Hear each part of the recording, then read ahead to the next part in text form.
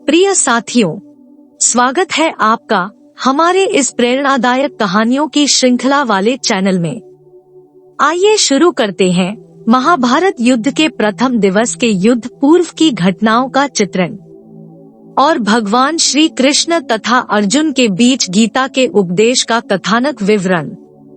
इस कहानी का पिछला भाग हमने इसके पहले वाले वीडियो में कह सुनाया है। आज उस कड़ी को बढ़ाते हुए हमने इस महाभारत के युद्ध के कुरुक्षेत्र की पहली सुबह की भाग 7 सारा संसार घर मेरा की कहानी सुनाएंगे। हमने इस कहानी के पिछले भाग 6 में बताया था कि श्री कृष्ण कहते हैं कि तुम आसक्ति को त्याग कर यज्ञ के निमित्त ही कर्म का अच्छी तरह से आचरण करो। तो अर्जुन को अब यज्ञ की अवधारणा पूरी तरह से समझ में आ गई। अगर वे व्यक्तिगत लड़ाई लड़ेंगे तो वह युद्ध होगा, लेकिन अगर वे पूरे राज्य के कल्याण के लिए आसन्न युद्ध को करेंगे तो यह यज्ञ रूप होगा। आइए इस कहानी को आगे बढ़ाते हैं। आज के कहानी का शीर्षक है महाभारत का युद्ध कुरुक्षेत्र की पहली सुबह भाग 7 सारा संसार घर मेरा। यज्ञ के स्वरूप की अवधारणा स्पष्ट करते हुए भगवान श्री कृष्ण यज्ञ की गतिविधियों को पूरी समष्टि से जोड़ रहे थे। आखिर पृथ्वी पर मनुष्य एक दूसरे से संबंधित है और कोई एक मनुष्य पृथक तथा एकाकी नहीं रह सकता है।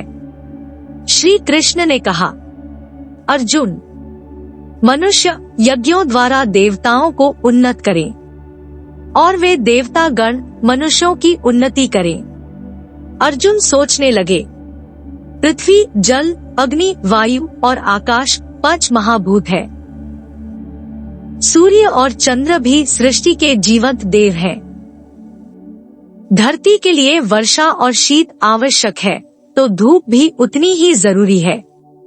वन तो जैसे हमारी धरती के वातानुकूलन के लिए अपरिहार्य है।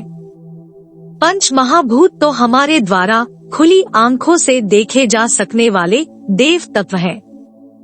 जब पांडवों को हस्तिनापुर से अलग खांडव वन का इलाका राज्य के लिए दिया गया था, तो युवराज युधिष्ठिर ने निर्देश दिया था कि वन क्षेत्र को क्षति न पहुंचाई जाए।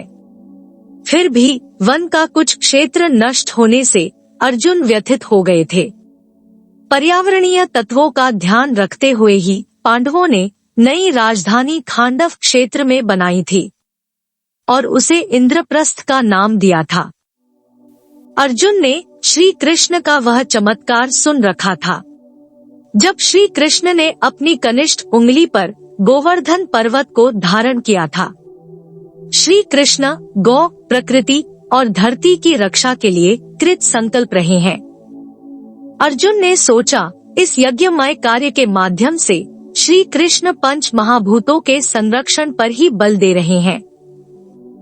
उदाहरण के लिए, अगर हम जल संरक्षण करते हैं तो यह जल तत्व या वरुण देव को भेंट होगी। अगर हम वन संरक्षण करते हैं तो यह पर्यावरण संरक्षण के रूप में वायु देव को भेंट होगी। जनमानस में श्री कृष्ण की अत्यधिक लोकप्रियता का कारण भी यही है कि वे जनसाधारण के हित की सोचते हैं और उनसे जुड़े विषयों और समस्याओं को प्राथमिकता देते हैं। श्री कृष्ण कह रहे हैं, यज्ञ से बचे हुए अन्न को खाने वाले व्यक्ति श्रेष्ठ है। अर्जुन भाव विभोर हो गए। अद्भुत है श्री कृष्ण की जीवन दृष्टि। केशव की दृष्टि में तो यह सारा संसार ही विराट पूजा स्थली है और हम लोग जन कल्याण के लिए अपने साधनों को अर्पित करने के बाद शेष जो हमें प्राप्त हो गया उसे भगवान का भोग स्वरूप समझकर स्वीकार करें और ग्रहण करें। स्वयं अर्जुन राष्ट्र की युवा पीढ़ी के आदर्श है। द्वापर युग के गिने चुने महानतम धनुर्धरों में उनकी गणना होती है। श्री कृष्ण ने उनकी ओर संकेत करते हुए कहा, महान मनुष्य जैसा आचरण करते हैं, अन्य लोग भी उनका अनुकरण करते हैं। अर्जुन, मैं स्वयं लोगों के सामने उदाहरण प्रस्तुत करने का प्रयत्न करता हूँ। तुम्हें भी महानता और वीरता का आचरण करना होगा। न जाने पांडव पक्ष के कितने योद्धाओं को तुमने धनुर्विद्या सिखाई है। तुम उनके आदर्श हो। क्या वे तुम्हें इस तरह युद्ध से हटा हुआ देखकर उत्साहित होंगे? अर्जुन सोच में पड़ गए।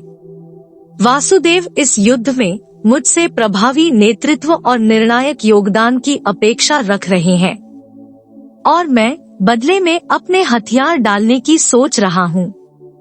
श्री कृष्ण ने अर्जुन से कहा, अपने अंतर्मन से संपूर्ण कर्मों को मुझ में अर्पित करके आसक्ति के त्याग, फलों में आशा रहित भाव, संताप रहित भाव रखकर स्वयं को अकर्ता मानते हुए युद्ध करो। अर्जुन ने पूछा, आपके दिव्य ज्ञान से मेरे ज्ञान चक्षु खुल रहे हैं प्रभु, और न जाने कितने जन्मों से मेरी आत्मा पर अज्ञानता की जो परतें जमी हुई थी वे एक एक कर निकल रही है। हे प्रभु, आपकी बातें अत्यंत प्रेरक हैं। इंद्रियां स्थूल शरीर से श्रेष्ठ है, इंद्रियों से श्रेष्ठ मन है, मन से श्रेष्ठ बुद्धि है और बुद्धि से भी श्रेष्ठ आत्मा है। लेकिन वह बाधक तत्व क्या है भगवन? जो मन, बुद्धि, आत्मा और विवेक इन सभी के संतुलन को भंग कर देता है और मनुष्य को पाप कर्म की ओर उन्मुख कर देता है। मुस्कुराते हुए श्री कृष्ण ने कहा, काम या अनंत अतृप्त कामनाएं जो ज्ञान, विवेक, बुद्धि सभी पर अज्ञानता का पर्दा डाल देता है। प्रिय साथियों, इस तरह यह महाभारत का युद्ध कुरुक्षेत्र की पहली सुबह भाग 7 सारा संसार घर मेरा की कहानी यहीं समाप्त होता है। महाभारत का युद्ध कुरुक्षेत्र की पहली सुबह भाग 8 जीवन का स्पंदन बहुत जल्दी अगले वीडियो में प्रस्तुत करूंगा। मुझे पूरी उम्मीद है कि यह प्रेरणादायक कहानी आपको जरूर अच्छी लगी होगी। साथ ही आपको यह कहानी कितना मोटिवेट किया, कृपया कमेंट के माध्यम से अवश्य बताएं। साथ ही अपनी राय भी दे जिससे हमें इस दिशा में मार्गदर्शन मिले। आपके किसी भी प्रश्न एवं सुझावों का स्वागत है। आपका कीमती समय देने के लिए दिल से शुक्रिया। और अंत में एक आग्रह है कि कृपया आप इस वीडियो को लाइक करें, शेयर करें और सब्सक्राइब जरूर करें। फिर मिलते हैं अगले वीडियो में किसी नए कहानी के साथ। तब तक के लिए जय हिंद, जय सनातन।